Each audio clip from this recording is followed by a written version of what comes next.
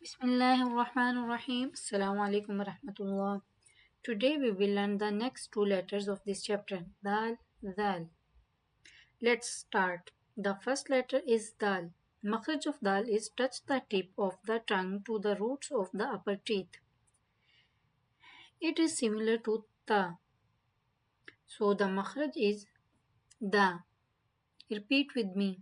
Da, Da, Da. Next letter is Zal. The makhraj of Zal is touch the tip of the tongue to the edge of the upper teeth and blow with a strong sound. It is similar to Tha. The only difference is Tha is spoken with soft sound and Zal is with strong sound. So it is Za. Repeat with me 3 times. Za, Za, Za.